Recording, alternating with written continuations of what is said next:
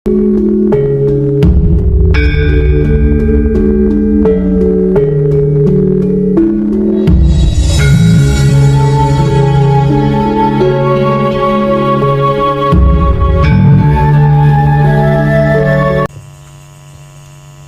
waktu dekat akan datang masalah yang jauh lebih dahsyat daripada corona.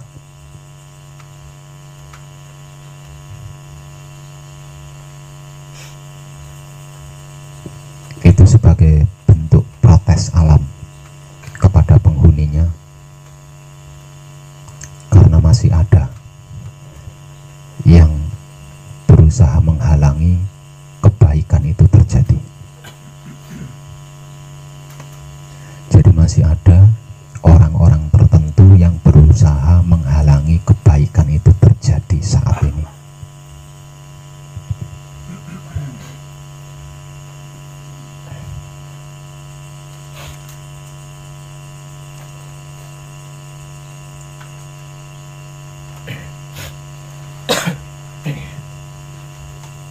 Namun sepanjang sejarah,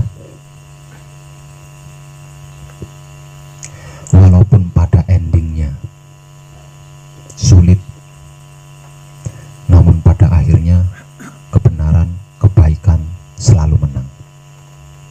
Walaupun endingnya sulit, itu sepanjang sejarah.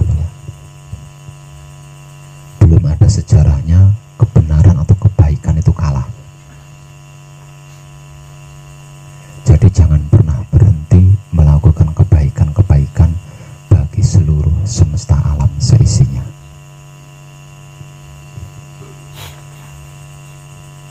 Terkait ini saya sudah terlalu banyak menginformasikan motivasi-motivasi berbentuk ilmu-ilmu pengertian, ilmu-ilmu pemahaman, bahkan ilmu pengetahuan, baik secara langsung maupun melalui artikel dan video-video. Dan ilmu pengertian, ilmu pemahaman, serta ilmu pengetahuan yang saya informasikan secara terbuka tanpa tedeng-aling-aling, itu sesungguhnya bukan untuk memponis diri salah, bukan untuk membenci diri maksudnya, bukan untuk menyalahkan diri, menyalahkan masa lalu, bukan, atau juga bukan untuk menghinakan diri. Jadi apapun bentuk ilmu-ilmu pengertian, ilmu-ilmu pemahaman, ilmu-ilmu pengetahuan yang sudah saya motivasikan secara universal dan umum terkait apa dan bagaimana itu wahyu pancagaib, itu bukan untuk menyalahkan masa lalu, untuk menyalahkan diri sendiri, apalagi menyalahkan orang lain. Juga bukan untuk memojokkan diri sendiri, apalagi orang lain. Menyesali diri sendiri, apalagi orang lain, bukan. Justru dengan ilmu-ilmu pengertian, pemahaman, dan pengetahuan yang saya motivasikan,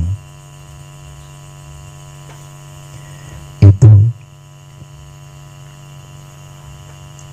untuk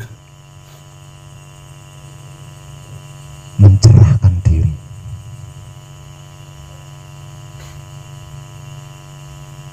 sehingganya kita bisa memperbaiki, menjadi lebih baik.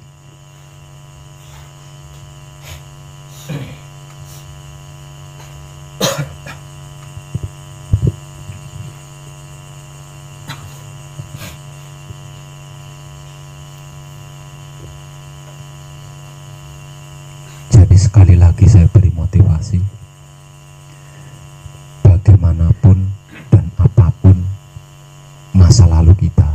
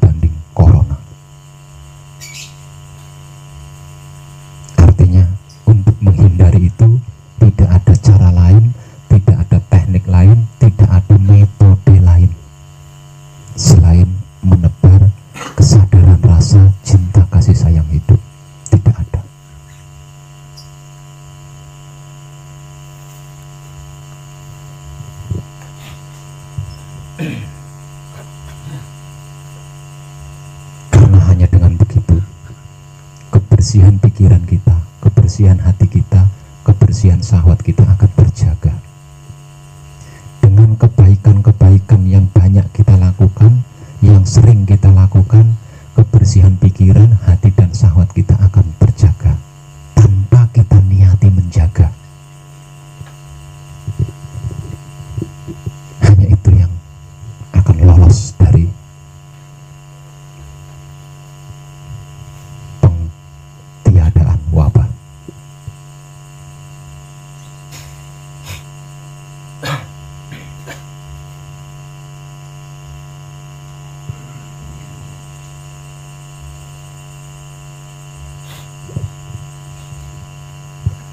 Usahakan jangan ada yang mengantuk sebelum bulan purnama sembuh, ya.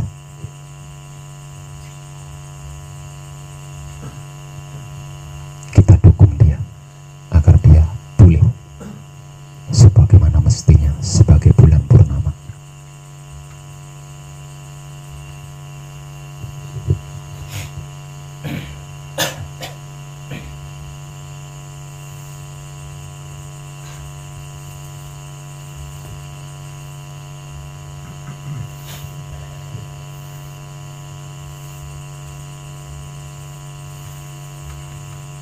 Sebenarnya sudah nggak ada sih yang harus saya informasikan, ya. Sebenarnya atau sesungguhnya sudah tidak ada yang harus saya informasikan. Semuanya, segalanya, bahkan seluruhnya itu sudah saya informasikan.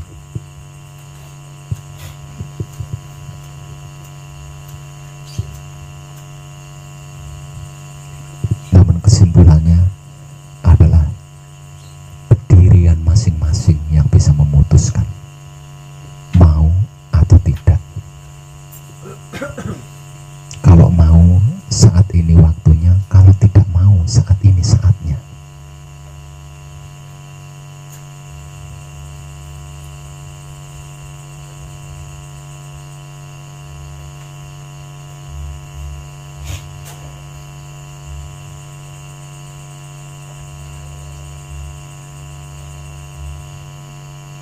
Khususnya untuk para kader yang sedang menekung.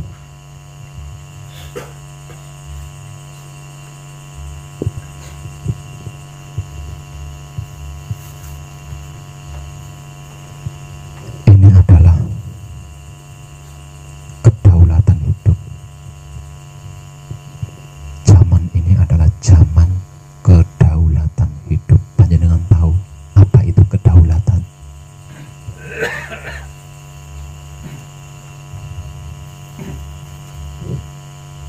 Tidak bisa dibantah,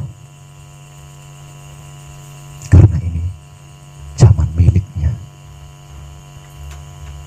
Dalam istilah Jawanya, ini adalah zamannya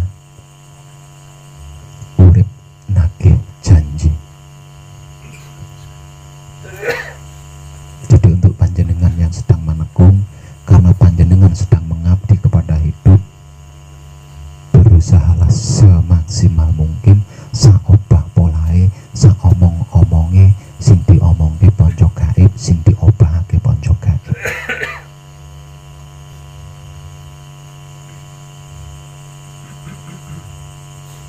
Dan obah polahe serta omonge harus berpedoman dengan kesadaran rasa cinta kasih sayang hidup itu sendiri.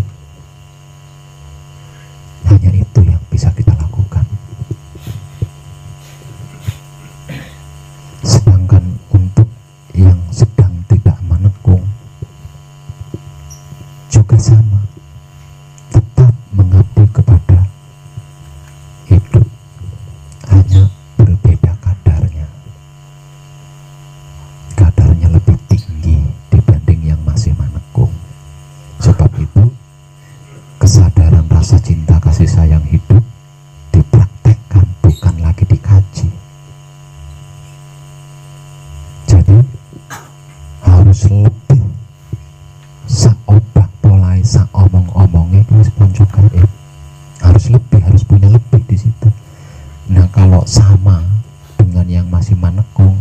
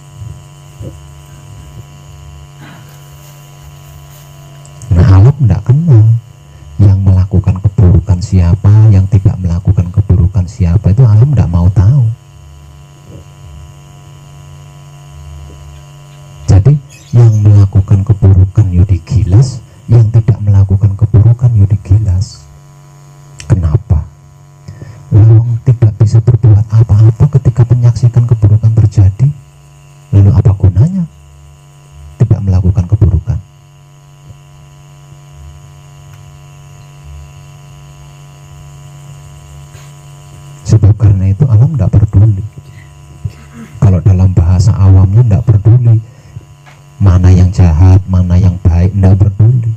Yang jahat ya digilas, yang baik ya digilas.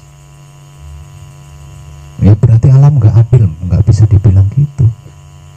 Alam tetap adil. Bentuk adilnya di mana? Bentuk adilnya, lalu yang baik itu tidak bisa berbuat apa-apa, tidak mau berbuat apa-apa ketika kejahatan itu terjadi. Nah terus apa bedanya antara baik dan buruk? Enak semua baik. Jadi dua-duanya layak digilas.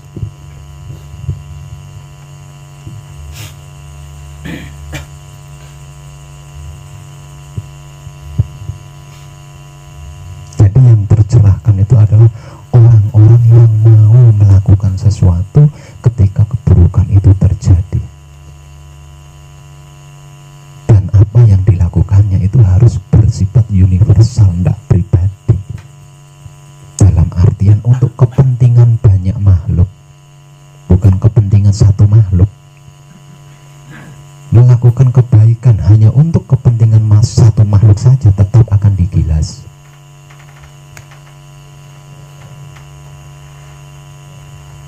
Ini sudah nggak bisa dikompromi. Disogok dengan sedekah bumi orang mempan, udah nggak mempan.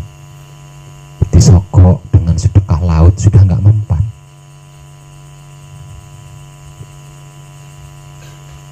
Atau gunungnya disumpel pakai inten segede rumah, nggak mempan, nggak mempan. Karena alam sudah bosan memberikan pengampunan. Dan penghuninya selalu begitu-begitu saja, malah semakin parah. Bukti parahnya di mana? Bukti parahnya ketika ada kebaikan dihalangi. Ketika ada kebaikan terjadi dihalangi. Ketika ada kebaikan terjadi dibenci. Ketika ada kebaikan terjadi dimusuhi. Apa nggak parah tuh?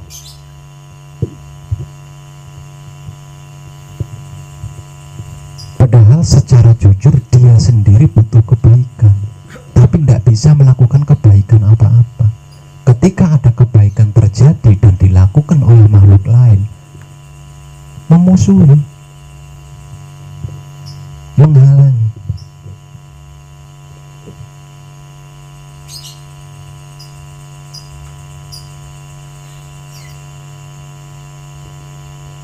Dan ini adalah zamannya urip nagih janji.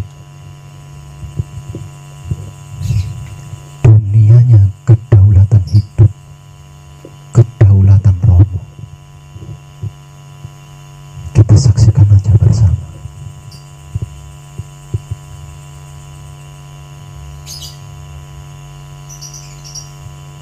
Jika sampai mengetahui ada yang tergilas, jangan kau tangisi, karena dia memang layak untuk digilas.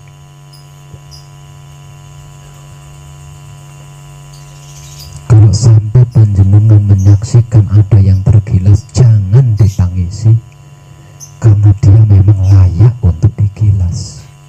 Jika tidak digilas, dia akan memusuhi panjenengan, dia akan menghalangi panjenengan.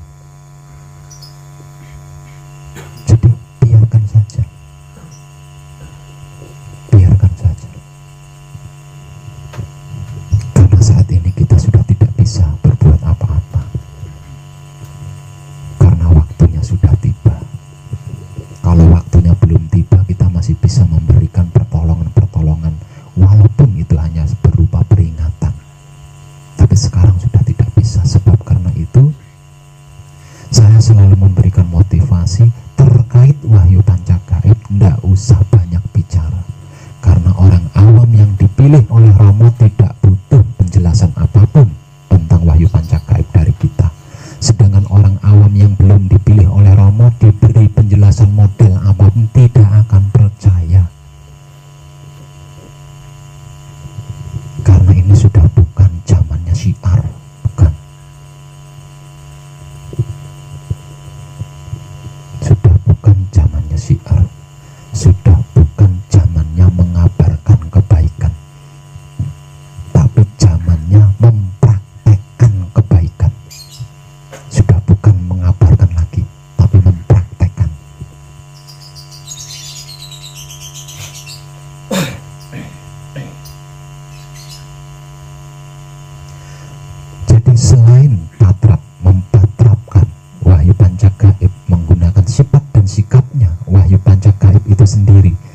yaitu wahyu pancalaku atau iman, cukup menebar kesadaran rasa cinta kasih sayang hidup kepada sesama makhluk hidup. Selebihnya itu bukan urusan kita. Selebihnya itu adalah kedaulatan hidup yang sedang berdiri saat ini. Jangan coba-coba ikut campur. Ikut campur berarti kita sudah berusaha menghalangi kedaulatan hidup yang sedang berdiri.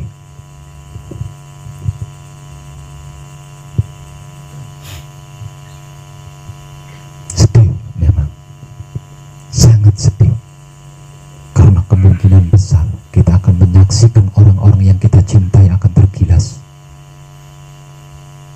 Tapi apa yang bisa kita lakukan?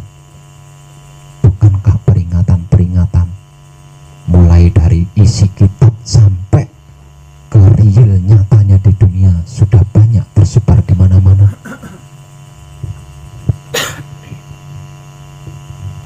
Namun mereka tetap mengkhianati.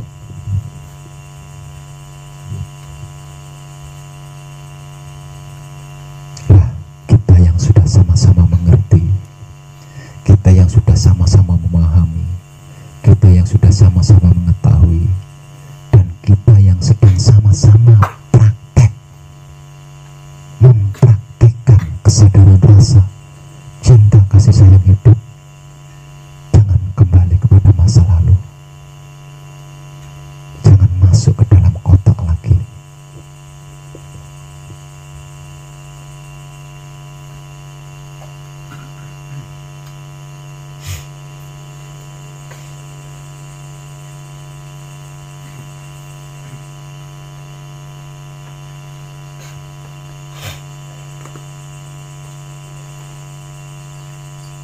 Ingat,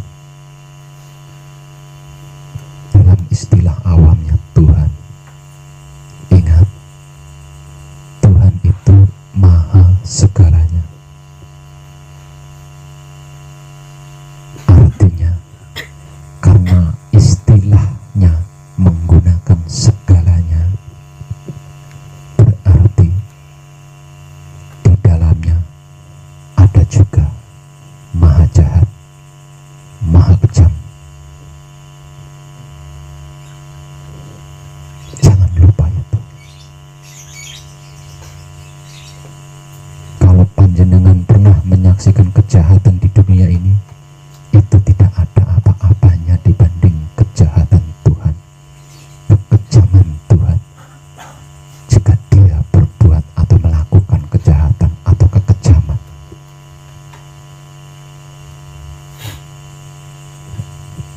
mau tahu seperti apa bentuk kejamnya,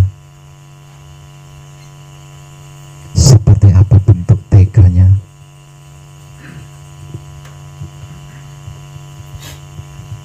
Tidak ada sesuatu apapun yang tidak digerakkan oleh Tuhan itu sendiri. Tinggal yang digerakkan itu mau menyadari apa tidak. Masalahnya itu cuma itu aslinya.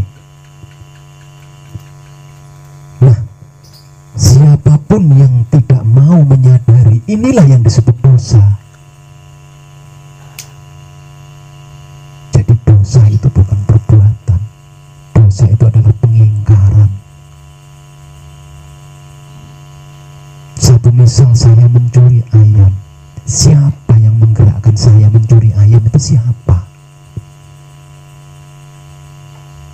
Tanpa digerakkan Tuhan, bisakah saya bergerak mencuri ayam?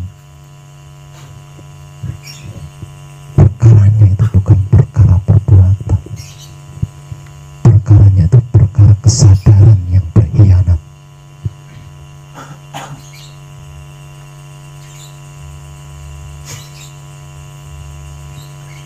Tidak ada sesuatu apapun yang tidak terkait dengan Tuhan.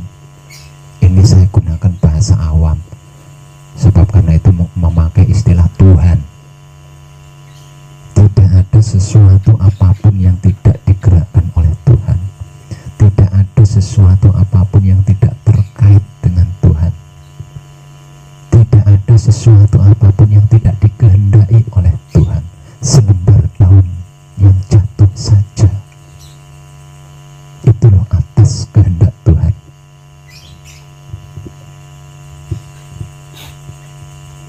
Ketika kita mendengar berita ada seorang bapak menggauli anak kandungnya, siapa itu yang menggerakkan? Ketika ada orang miskin berobat ke rumah sakit karena tidak punya biaya, lalu tidak diterima oleh pihak rumah sakit, ditolak oleh pihak rumah sakit sampai yang sakit itu mati dengan keadaan nista, siapa yang menggerakkan itu? Apakah itu pihak rumah sakit yang menggerakkan?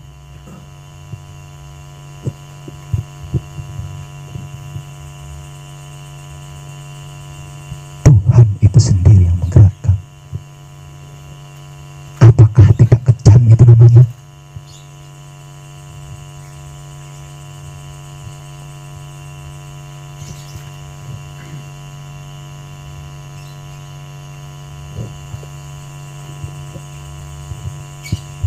Orang kaya raya sakit, berobat di rumah sakit, dirawat di ruangan yang sangat mewah karena punya biaya untuk membayarnya. Orang miskin, giliran orang miskin sakit, berobat ke rumah sakit, sudah ditolak, diuni-uni, diusir. Yang kaya dan yang miskin itu manusia apa bukan? Sama-sama manusia. Bedanya kaya dengan miskin. Yang kaya itu digerakkan oleh siapa? Yang miskin itu digerakkan oleh siapa?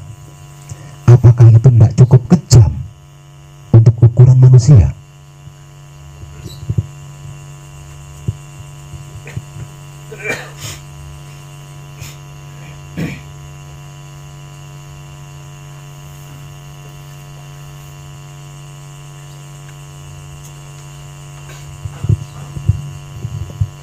Pejabat, orang kaya,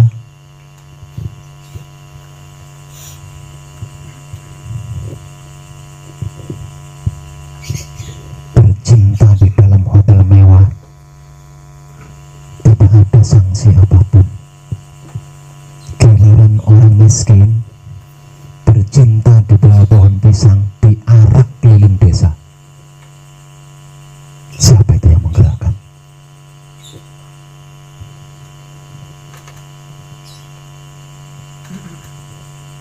Pejabat, orang-orang berkuasa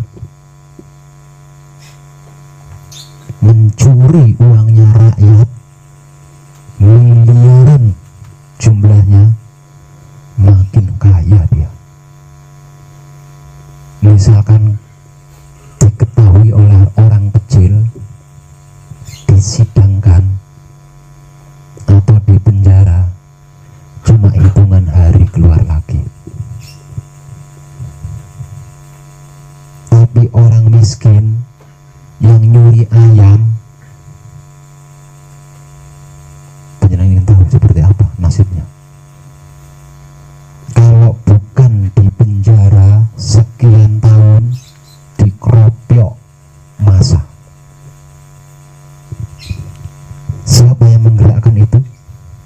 Kehendak siapa itu? Jangan pernah berpikir bahwa Tuhan itu hanya maha baik,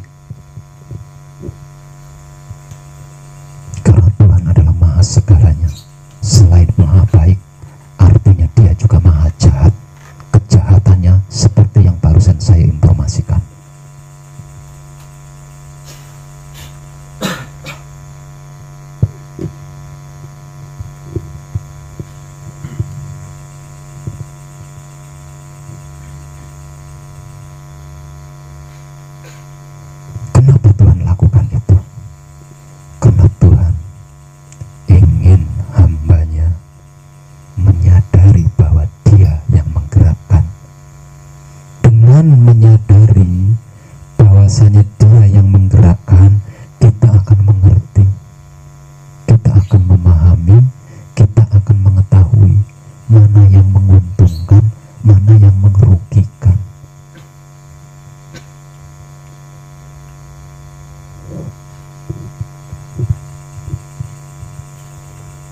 Nah, dengan mengetahui, dengan memahami dan mengerti mana yang menguntungkan, mana yang merugikan, kita diberi hak untuk memilih yang menguntungkan apa yang merugikan. Kalau kamu memilih yang menguntungkan, bayarannya ini. Kalau kamu memilih yang merugikan, bayarannya ini.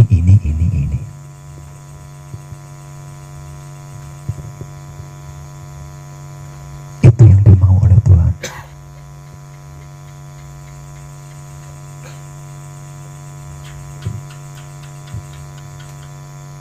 Nah, kita sedang mengkaji itu dan mempraktekkan itu.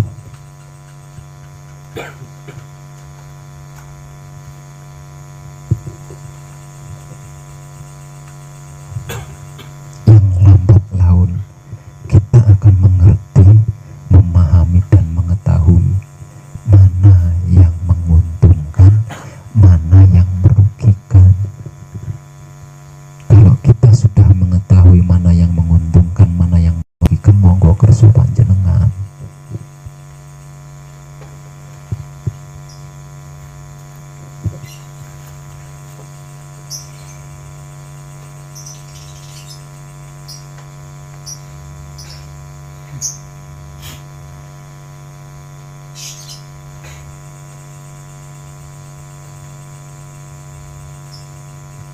Dan semua ilmu-ilmu pengertian, ilmu-ilmu pemahaman, ilmu-ilmu pengetahuan yang sudah saya informasikan, itu adalah bahan buat merenung.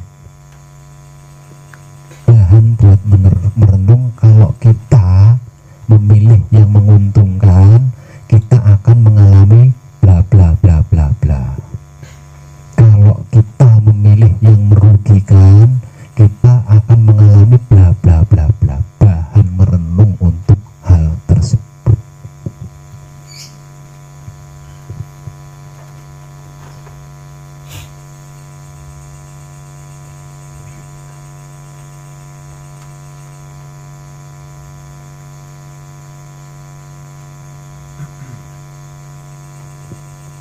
Dan di era, di zaman kedaulatan Romo,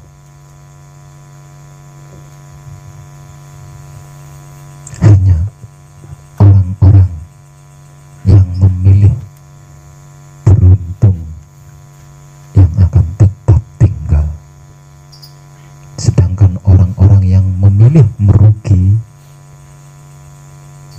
akan dihapus.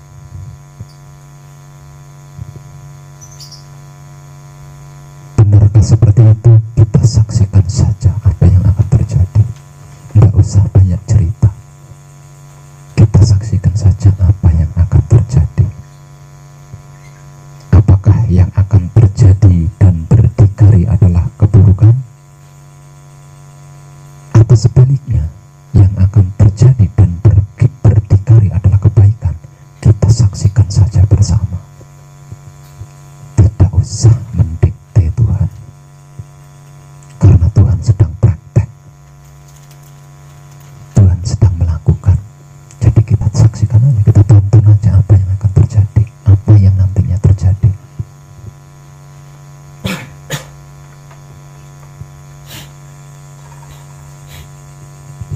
Dan ketika kejadian-kejadian itu berhasil kita saksikan, maksimal 7 kali menyaksikan kejadian-kejadian tersebut, dan kita masih belum memilih keberuntungan, maka pada saat itulah